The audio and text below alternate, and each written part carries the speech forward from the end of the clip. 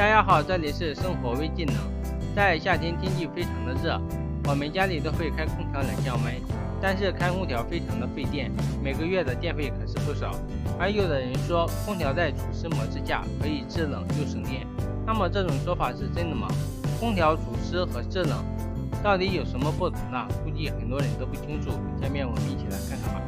首先我们看一下空调制冷的工作原理，它是通过膨胀阀降低制冷剂的沸点，使得制冷剂在蒸发器中变成蒸汽，然后排至冷凝器，室内的空气在不断的循环流动，以此达到制冷的效果。而空调除湿的工作原理，通过压缩机和鼓风机调低转速，从而使得空气中水分有凝结的时间，这样就提高了除湿的效率。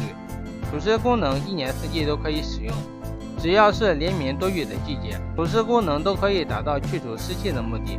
所以说，空调的制冷模式是由温度调节的，而除湿模式没有。当湿度达到一定程度后，压缩机就不会运行，所以达不到我们要求的温度。而空调除湿模式也不会比制冷模式更凉快。在潮湿闷热的天气里，开启空调除湿模式，空气中的水分会迅速排出室外。同时，空调会继续吹出冷风，保持室内温度适宜。压缩机则适时停止运转一段时间，而比单纯的制冷模式要节约一些电。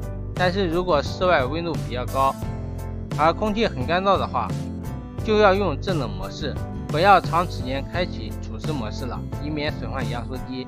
只有在温度相对较低、湿度比较大的晚间，才可以适时开启除湿模式，达到调节房间温湿度的效果。而我们在夏天若是想舒服又省电，空调房可以放加湿器或者一盆水，避免过于干燥。将空调温度设置26摄氏度，因为26度是人体最舒适的温度。空调在制冷时每降1度就会增加10%的耗电量，所以26度是一个健康、舒适又省电的温度。我们要经常清洗空调的过滤网，如果里面灰尘太多的话，就会堵住网孔，使空调运行费力，造成换热过慢，热量排不出去，就会增加空调的使用功率。不要频繁的开关空调，很多人短暂外出时为了省电都会将空调关掉，等到回家再重新打开，这实际上是一个非常错误的观点。实际上，空调在刚开始启动降温时耗电量非常大，直到把房间温度降到接近设定温度时，它功率才会慢慢下降。因此，如果外出时间在1小时以内，不要关闭空调会比较省电，还可以有效延长空调的使用寿命。看完后，大家都知道空调制冷和除湿的区别了吧？